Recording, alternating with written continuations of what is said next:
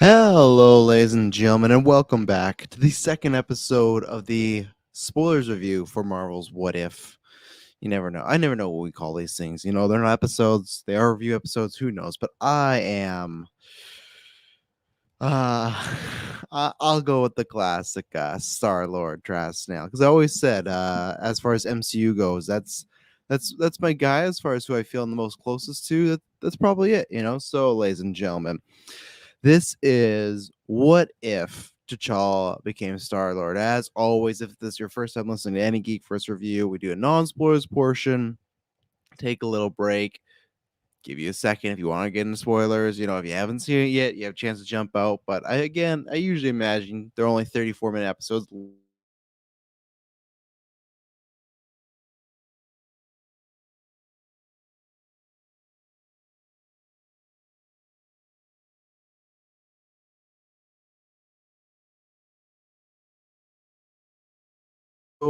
My video has gone away, but it's back. Look at that. It's been doing that every once in a while now, where it like drops for a second, then comes back.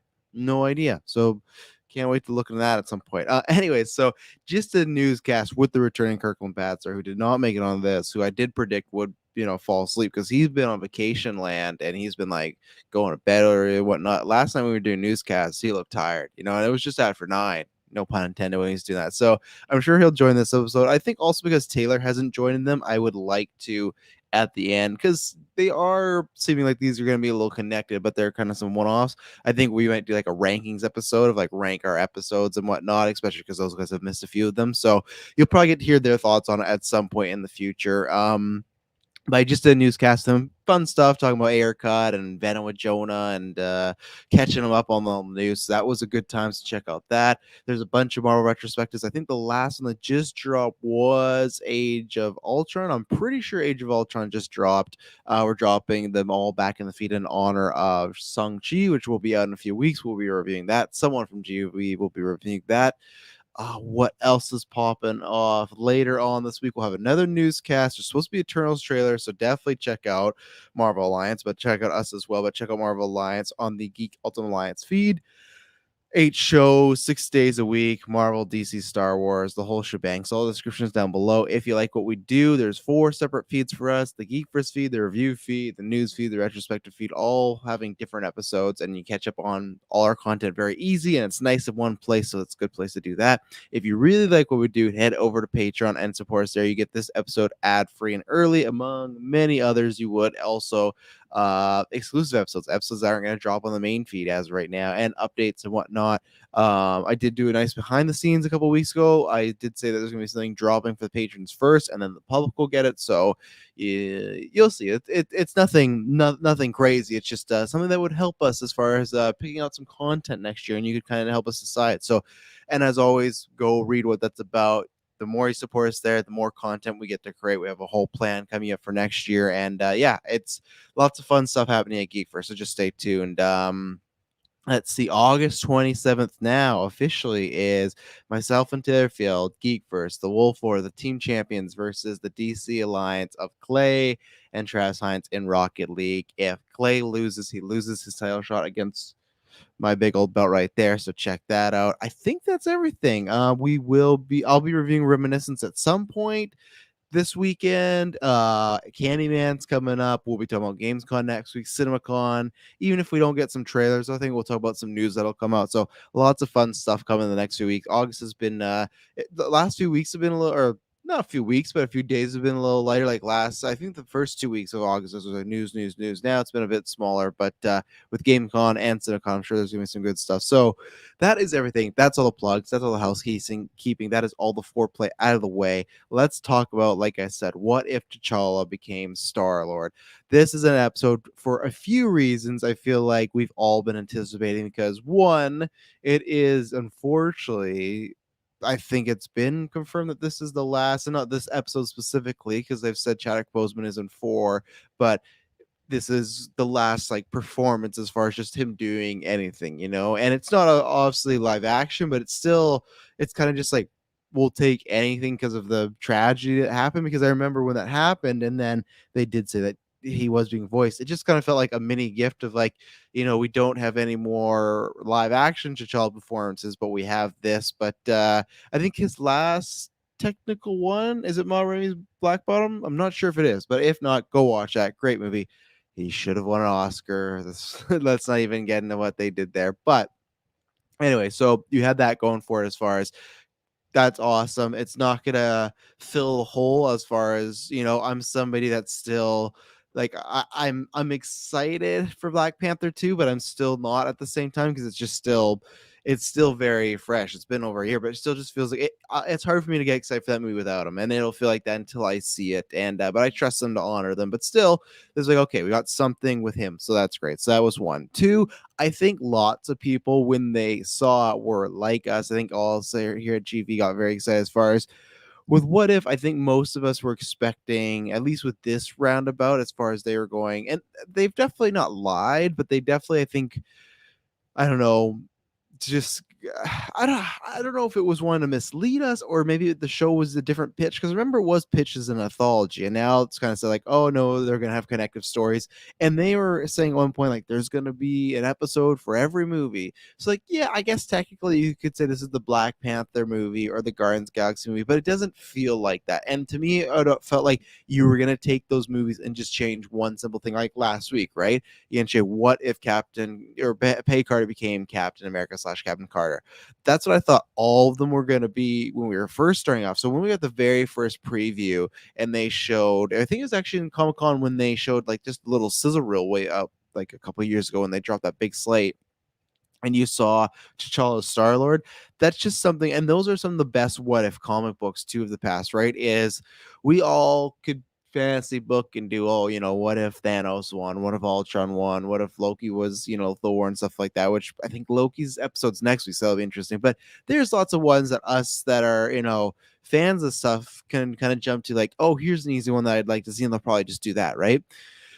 T'Challa Star Lord was one of those. It's not an easy one. It's not one like the dots are not connected at all. Then especially in this episode, there's some moments where you see certain characters interacting. You're just like, even in the MCU, it's like, man, this is just cool because you would never thought about this. Even though some of these characters have shared movies, maybe other ones haven't, and it just it really works. But we'll get into that in spoilers. But it was just one of those things of, oh, like I would have never thought of that, but that sounds awesome, and everything from we got to start see trailer footage, we got to see the aesthetic, which I got my lights right now, the purple and gold, like I love everything about it. And so we get to this episode.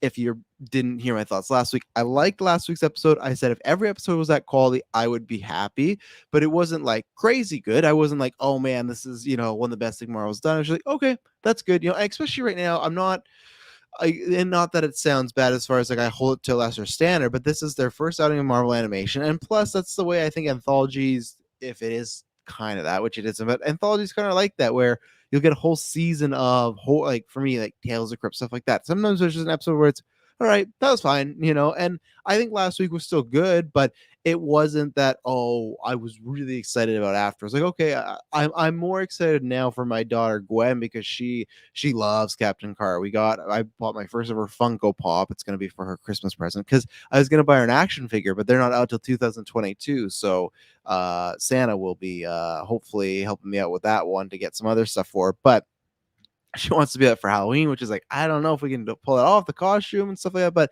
so that's been awesome to see how excited she is. And that's some of the best thing is like, I watch it obviously, to do the podcast or with the geeks. And then I watch lots of stuff with my kids. And it's always interesting to see like WandaVision, she absolutely loved. Falcon Winter Soldier, meh, she didn't really watch at all. Loki kind of watched for the most part, but WandaVision was the biggest thing. Loki more when we get crazy, like when there's an alligator running around, that's when she's more was in tune to that. That's why I want the Marvel pet show. So these are fun, and that's why I can't wait tomorrow. These are fun to watch. I do wonder what's going to be going on in her brain because we're like mixing up canon and at such an early age for her, but that's fine. I'm trying my best at the age of 4 to explain what the Marvel multiverse is, and it's good times, and it's something I would never like thought in my life how great it would be, and it's awesome. So I have like a other appreciation for even last week when the episode was just, oh yeah, fine or good. It was even better when she got to see it, right? And even my youngest liked it, but because she's not even 2 yet, doesn't respond the exact same way. So then we get to this episode. And I'd heard the kind of same thing as far as Brent and Chris, they were talking about Marvel Alliance, how like the first episode was fine, second episode was good, and then third episode's like, oh, it's the really, really good one. And I had heard this the same thing as them, and I would have to disagree as far as I don't know what episode 3 is going to be like, but man, this was a damn good one. And this one for multitude reasons. I know we're only at episode 2, but it's going to be hard to beat because one thing I'll say about the art aesthetic that was talked about last week, as far as I think everybody at least likes it or enjoys it, but admit there's sometimes where maybe it didn't look the greatest. I don't know. I don't think it's just because like T'Challa's aesthetic, but with the scenery, and I don't want to say where, but with the scenery and certain locations they were at, it just looked really good. Even from the opening credits, it just looked a bit smoother than last week. So I think it's one of these things where sometimes just certain action or characters, or like I said, just simple locations or lighting really fits more than the other one. But I still really like last week. I like the art aesthetic. As I said before, it feels like a child's, fairy tale book. And I like that because these are kind of fairy tales in a way. Actually, I can't say that because spoiler, but so you have that. The art looked great. Um, I would also say too, as far as like the main people in here, it's not big spoilers, but like Karen Gillan, Michael Rooker, Chadwick Boseman, there's other people that I won't name right now that are in this. The voice acting also felt better as well. There's like some woodenness, but didn't feel as wooden as last week. So I don't know if that just sometimes the other people are maybe better voice actors. I don't know, but that was less standout. So I thought that was great. And the story overall is really good because last week was okay, we're gonna do Captain America, the first Avenger, and pretty much just like put in Peggy Carter in that role. Then, of course, we're gonna add some changes, stuff like that. The Hydra Stomper, there's a squid monster, stuff like that. Red Skull still gets done dirty, but other than a few minor things, it's relatively the same story. She gets pushed, and I'm sure you've seen that episode. She goes like post, like jump 70 years, same thing, pretty much the same beats, right? All in the game. I'll address that in a second there. So this episode is, and already it's just episode 2. This is not a copy of Guardians of the Galaxy 1. It starts like that for the first 2 minutes, and I was like, okay, as some of those Kirkland, like, are we really just gonna take T'Challa and put him in the exact same thing as Peter Quill? But then when we were talking about the newscast, like, well, they couldn't because you got Peter's mother, you got the mixtape, you got how they meet. So it's like it should be different, and it is. Luckily, the first 2 minutes is kind of like a copy of the movie, but then after that, there's just one point where obviously there's multiple dividing points, but there's just one point where it really divides, and it was fantastic. And man, already in episode 2, I don't know if we're gonna get a bigger surprise. I'm sure we will, but like there is a few characters in here that it's like, wow, I'm so happy the marketing hit this. I had so much fun. And that's why some people have been worried because people are putting out plot descriptions, episodes like, I don't want to be spoiled. For me, it's like I trust them have surprises. This surprise was just really fun. And this surprise is something I really want to see in live action, like Peggy Carter.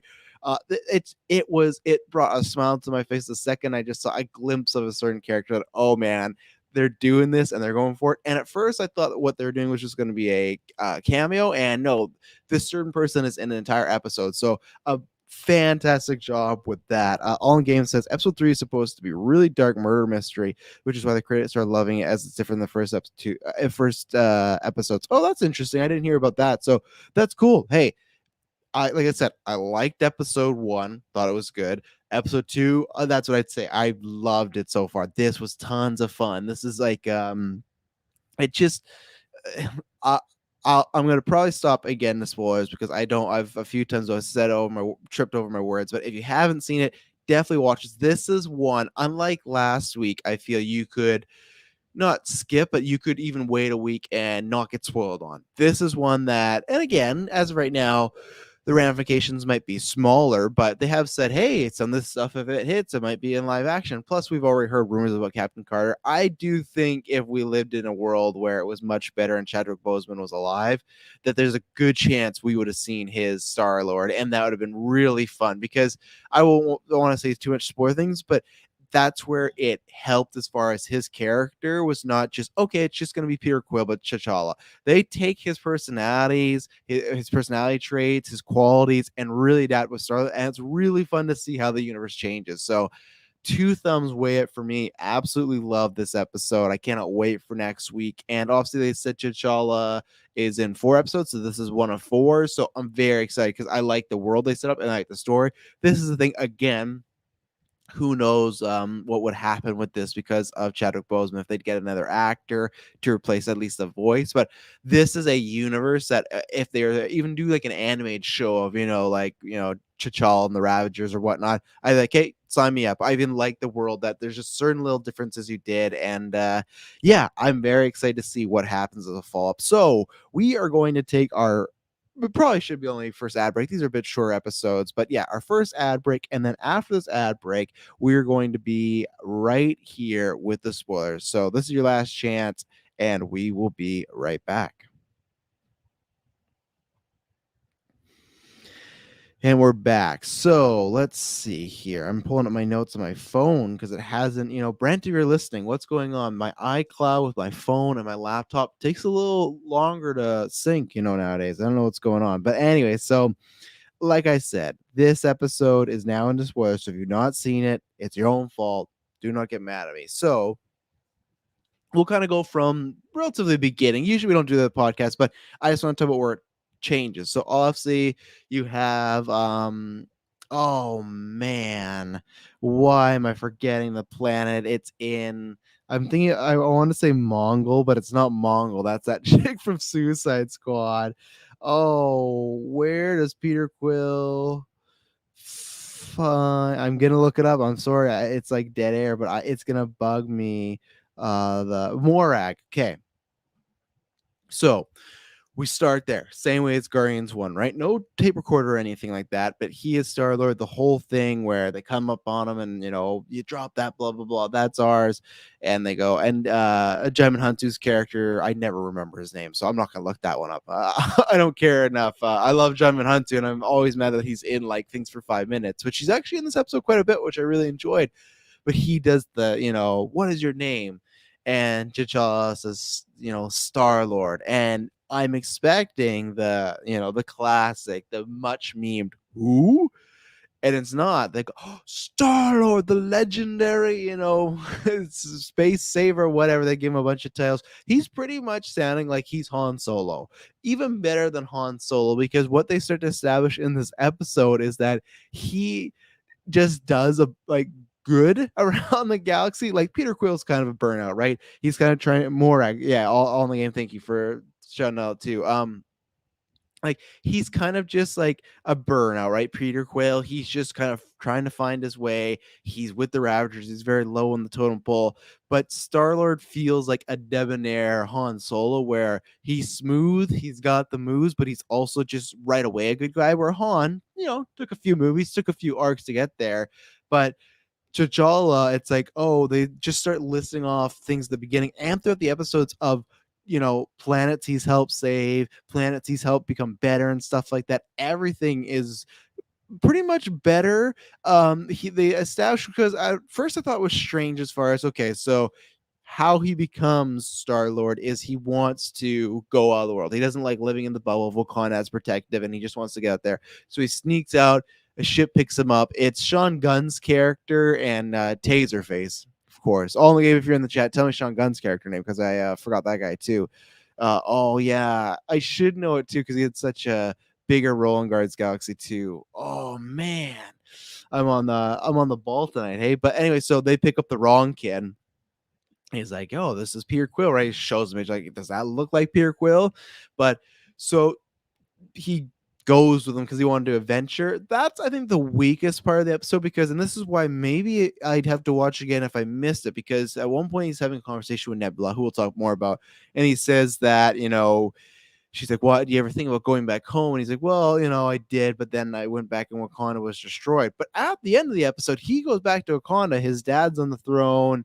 Wakanda seems to be fine. So like I said, maybe I missed something. Maybe he was just lying, and that's his most like Star-Lord-ish type of motive. But because after that, they say like, oh, well, Wakanda was destroyed, and then they imply like that's the reason he's gone around to all these planets, like being a fixer or just being like a savior, is because, and he's a savior in the light sense of Kirklin. Thank you very much, All in the Game. Everyone, shout out to All in the Game for supporting me and helping me out with some of these names. So they kind of stuff. So yeah, he's not like a king. Like he's not like, he is a king in a way, but he's not like going around being like, I need this, I need money, and it just feels like he's coming across planets and he's helping them because that's just who T'Challa is.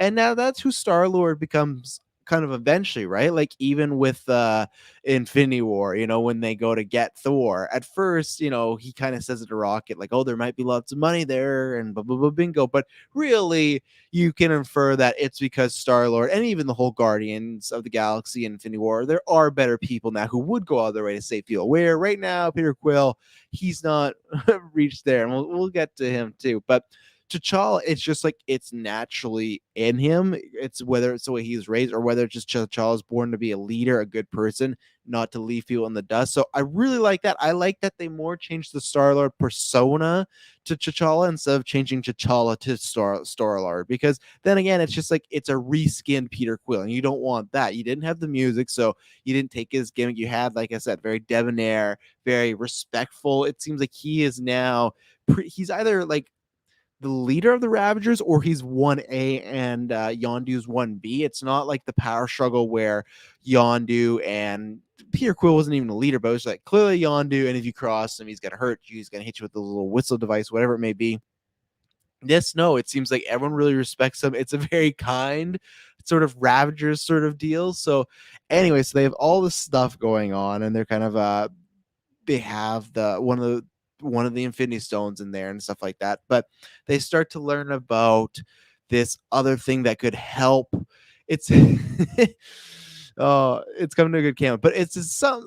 I didn't catch the name, but it's something the Collector has where it could like help. And all in the game, if you name this one, I doubt you would, because I don't even know. I think it's like kind of like that squid where it's like I don't know if it's been in the Marvel MCU universe yet, but I'm sure it's in the Marvel universe somewhere. It's some sort of space thing or something that could help other planets do well or survive or thrive and stuff like that. And this is where it's him and the Ravagers, and they're talking. Nebula is giving this information. Nebula, who looks a lot better. I'm wondering. So here's the thing. The internet's a funny place, right? So I feel like you had, WandaVision, and everyone was thirsting over all those ladies, right? Specifically Elizabeth Olsen. And then Falcon Winter Soldier you had a little bit, and then I feel like it came back with Loki as far as people that were into men were thirsting Loki, and the people that are into women were thirsting Sylvie. And then last week you had very fun memes of, because like she's all bigger and muscly, you had the Resident Evil, I can't remember her vampire name, but she's from that video game, Resident Evil, what are we at now? 8 now, and she's the big tall vampire, very busty and stuff like that. And there's lots of people doing like the Andy throwing out the toy of her and having Captain Carter and stuff like that. I feel like there's going to be an audience that thirsts Nebula, this kind of nicely dressed, well put together, fully blonde hair Nebula. Am I saying that's me? No. Am I saying that's not me? No. I don't know how I feel, but like Nebula, honestly, I had not seen. I think I'd seen her in trailers, obviously, but I had not seen it enough to like rectify that was her until yesterday when I was doing my shopping for the what is it, the Funko for Captain Carter. They don't have a Funko of her, but they have the Marvel Legends toy, and the other Marvel Legends toy they have, which I almost want to buy them all just even for myself, the Captain America Marvel Zombies one. Fuck, it looks cool. It's really cool. So those toys are just awesome. But anyway, so I'd seen that, I was like, oh, okay, that's interesting. And she plays like a sort of, I'd say, like liaison. She feels like she's kind of on her own, but she is working with somebody. But either way, so at this point where eventually gets introduced that there's going to be this sort of science thing, whatever, going to help the planets thrive or whatnot. And the Collector has it, of course. We'll get to Collector because I think that the Collector is he's an interesting part in this episode. They're talking about different ways of helping planets and making them thrive and stuff like that. And then I think it's Craiglin he's talking. And then all of a sudden, an arm wraps around his shoulder. And it's a big ass, muscly, purple arm. And then you hear that deep, deep Josh Brolin voice, and my fucking god, it's Thanos. And so this is how like good T'Challa is. If he would have been like, so this is why I love that T'Challa, obviously in Black Panther, when we meet him, he's respected, he's well liked, he's loved by his majority of peers. Like obviously, Wakabi, he gets mad because he doesn't catch Claw and stuff like that. But for the most part, everybody trusts T'Challa because it's just like, I think it's lineage, but it's also just because he's earned it, and he's should be a great king when he becomes king. And when he is king, he does not a bad job. Obviously, a little rough start for the first 2 weeks with Killmonger and everything, but Killmonger's a smart dude, so they kind of imply that he was a great king in Wakanda. But again, like I was talking about earlier, what happens if he's going to multiple planets, having effects on other people? And they literally say oh, this is Thanos. He says something like, I had my plan for trying to get new resources out into the world, but then I met T'Challa, and T'Challa's like, yeah, nothing more than, a little conversation takes more convincing to help, get people to help one another.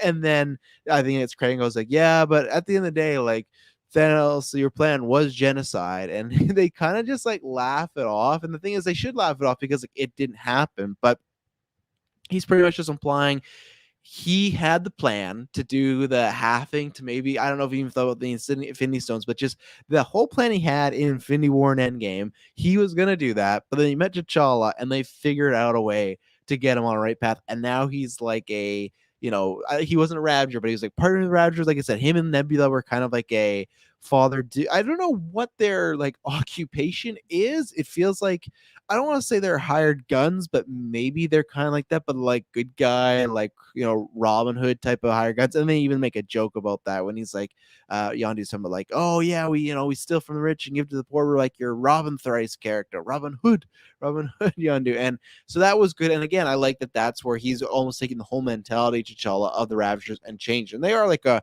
Robin Hood in space, and that's very cool. But the Thanos thing, so that was a great like cameo as far as one, him being there, him being good, and then them literally making jokes about like, oh yeah, that I still call it genocide, and he's like, oh well, I would have called it productive or whatever and stuff like that. And they can make that joke because clearly the Thanos is not doing that. He's a good guy. Now, I thought that, hey, already just as a cameo, that's awesome. Really fun. I like that.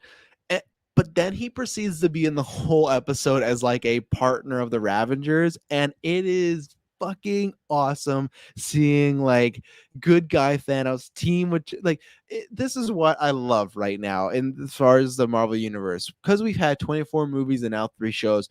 We've talked about this already, but it's so deep and so there's so much lore that in this universe, and of course there's people like myself that have read comic books, but like I feel like even people now, there's such a lore established with the MCU. If you never read a comic book, like my fiance, she actually read a comic book, but I just mean like she's not drenched in the Marvel universe.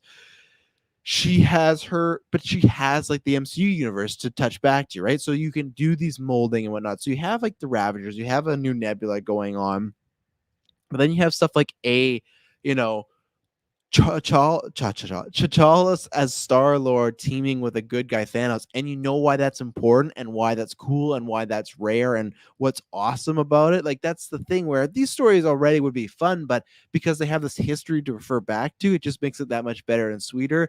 And it was great the whole time they established that they got to get this thing from the Collector. He has a security, and the security is the Black Order. So it's just like all of Thanos's goons are in this episode as well, and they're on the opposing force. And yeah, throughout the episode we get multiple times of him teaming with the Ravengers. He ends up fighting the Black Order, stuff like that. He just makes some really good stuff, and I can't remember the exact line, but they're just, I think it's like he has to face down, like some of them are going to get away when they're trying to get to the Collector, and he's going to face down majority of the Black Order by himself, Thanos. And someone goes, are you crazy? And he goes, no, I'm mad. And it's Josh Brolin, and it says, obviously, the Mad Titan. It's Josh Brolin, and it's actually him, and it's great. And he's taking them all on and stuff like that. It was really cool. And much like I've said already, Captain Carter, I'd like to see. So far, they're 2 for 2 as far as episodes. Hey, would you like to see more of this or in live action?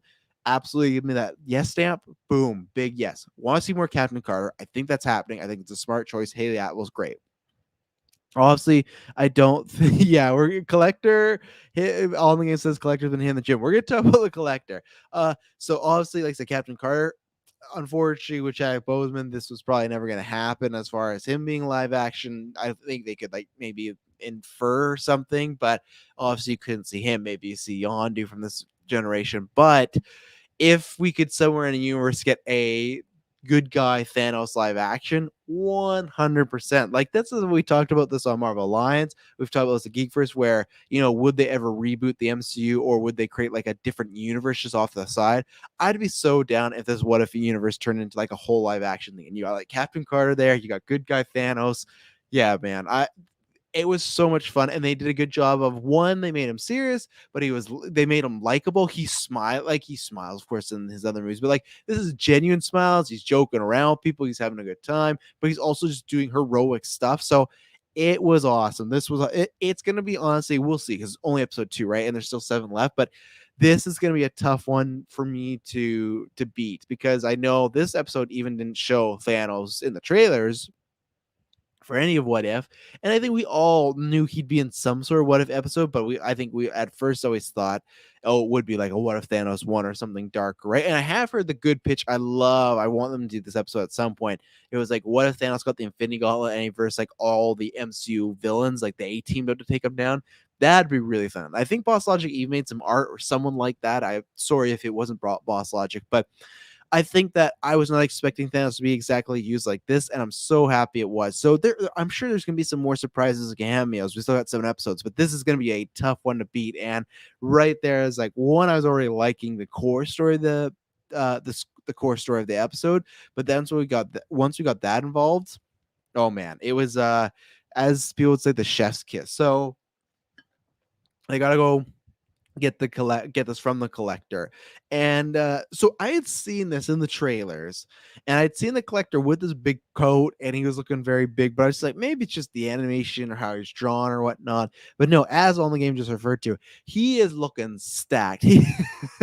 He is huge. He's Drax the Destroyer, which we saw Drax. He was in a bar. He's a bartender. Same thing.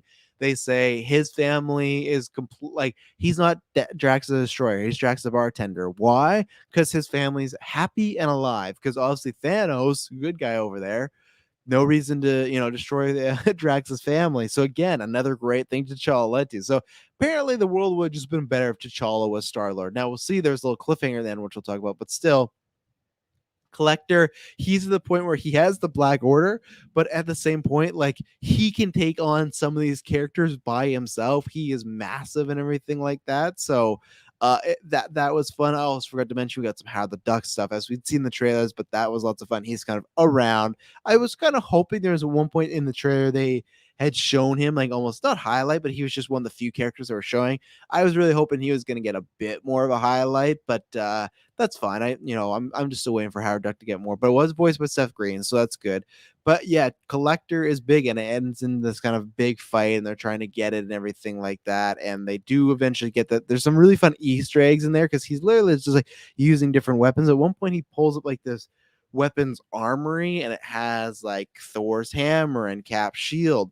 So it's interesting as far as with it. I'm pretty sure my eyes didn't deceive me. That was Captain America's shield, not Captain Carter's. So if that's the case, I feel like that's already establishing, and this is easy to we'll get established how they could meet up because of Doctor Strange and the multiverse. But this is already, if that was Captain America's shield, that's establishing that, hey, Captain Carter was in one universe, and now T'Challa as Star-Lord was in a different universe. It wasn't the same one. Or maybe when Captain Carter went away, we had a Captain America replace her. I'm not sure. Same thing, how's Thor's hammer there? How'd they even get Thor's hammer in there? You got to be worthy to pick that up. So it's like, I feel like that's a interesting thing. So again, it's interesting to see. We've heard that some of these universes might mix up, and that's where I'm wondering, is it going to be that this is a current universe all in itself, like an ultimate universe, or are they going to be multiple universes all kind of converging to one another? I don't know, but eventually they get this thing. They're going to go do some good. I think that's where they make the Robin Hood joke and everything like that. And but yeah, he was massive. He's I don't know what he's been on in this multi-universe, but he's looking good, even though he's still a criminal. He's still like a piece of shit. He wasn't voiced by what's his name, Benicio del Toro, and I was kind of disappointed too, because they made some sort of joke or something, like you're gonna go where you belong or something like that. Or actually, no, I think I misread this because I said something about like where he was gonna go, and then there was like kind of some sort of, I wouldn't say disco, but sort of discoist music played right after, and it just showed like a floor. I thought for sure we were gonna get him and Grandmaster together. Now, this is something that I've wanted for a while because like I love Grandmaster. I like Collector, but I love Grandmaster. But I thought, okay, might not happen in the movies just the way they're going right now. I just don't see how they're gonna interlinked, but maybe in What If. I'm still hoping that happens. So I was a little disappointed, but again, nothing that would knock this episode down at all, anything like that. But anyways, I got some notes too, but then finally after all this, we end with Peter Quill. He's at Dairy Queen. He's working. He has headphones in, earbuds, listens to music. He's mopping the floor, and the door opens. He goes, "Excuse me, like we're closed." And then I can't remember exactly what Ego said. He says something like, "Oh, we're just getting started." Some sort of mischievous evil line, and it shows that Ego has landed on Earth. He found Peter Quill, who we know in this, at least the last universe. It might be different, but I feel like the way they were inferring it in this episode is that he's gonna have all the powers that Ego had in the last universe in our MCU Prime.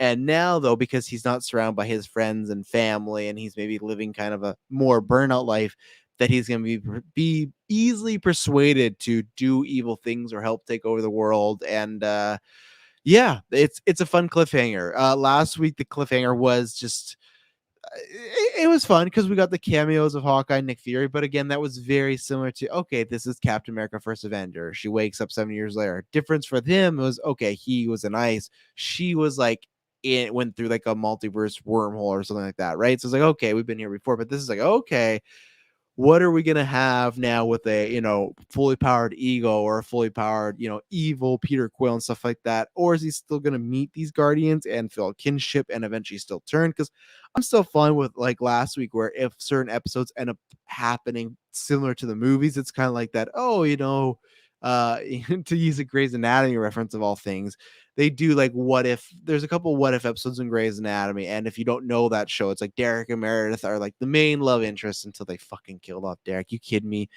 But anyways, they'd always make it that like kind of like no matter what happened, Derek and Meredith would kind of end up together. And I'm always fine with that. Like, oh, if the stuff in the middle is different, but they still end up together, it's like, yeah, it's like meant to be. So it's like, I think it's maybe still meant to be that Peter Quill ends up with the Guardians, or is it going to be completely different and he's just going to be an evil force? So yeah, I love the cliffhanger, love the entire episode. I'll look at my notes, see if there's anything I haven't mentioned here. Again, not all synced up, but here we go. It's all synced up now. So let's see. We talked about the Black Order. Yeah, Thanos, one of his lines was, yeah, they make the joke about like, oh, you were just a uh what did they call him again? Like it was genocide, and he just said, "Yeah, but my plan wasn't without merits." And again, they all like laugh it off, but like it is like knowing what we know, it's fucked up. But it's and no, and that's what would be great is if you had a Thanos of this universe go to a different universe or something and see what he had done, especially now that I feel like he's friends with all these people, and be like, man, like not only did I do that planet stuff, but like some like Black Panther stuff like that, like I destroyed people's lives and planets and universes. Like I'd love to see, especially because we've seen before Thanos, that's why he's one of the best movie villains, is he cares, he has emotions. When he killed Gamora, he did not want to do that, but he had to. So to get a character like this who had some good like who's on the good side, to see what he had done, oh, that'd be fantastic to see. So I'm very much wanting this. Let's see. They were talking about I think the line was something like the thing that Collector has. I wish I had the name, so I apologize for that. But the thing that's kind of like the MacGuffin in this episode of like it'll help planets or stuff like that, or it could hurt them and everything like that. Craiglin says, "Don't tell Captain Genocide," so that was fun. Yeah, let's see. Jack Weapon Collectors. Yeah, I didn't miss anything. Oh, he ends up putting on Hell's headdress, like the kind of big antlers weapons thing. Very fun. Again, it's like, and this is where I kind of like it too, as far as him being jacked. Sure, it's just like fun. It's like a different aesthetic, right? Like, okay, he's muscle. He's not like this like weak, kind of meandering, scaredy guy who's just like, you look at in Infinity War, even though it's like a an illusion, I still believe the Collector would be trembling fear around Thanos. This guy, not so much. But I like that he is embers of something all in the game. Says, okay, thank you. Yeah, it's a MacGuffin. It's literally just like it's gonna help. If it's in the wrong hands, it could do some bad. If it's in the right hands, it could help. Stuff like that. But like I said, it's probably something of the Marvel universe. It seems like they've been pulling from that, and that's where I'll throw my card of like I'm a big Marvel fan. I can tell you lots, but eventually there's a point where okay, I'm not gonna like when the squid last week. It's like that could be a few things, but I'm gonna look it up and see because I can't look away. And go, yes, this squid person. That's the Kraken. I don't know that's sometimes that's where my knowledge peaks at. But anyways, what were we talking about? Oh, Collector. I think it makes sense story wise why he's jacked and he's fighting and stuff like that because it's not only the aesthetic. If this the Collector we know in MCU Prime feels more like a hey, you got something, I'll make you a deal.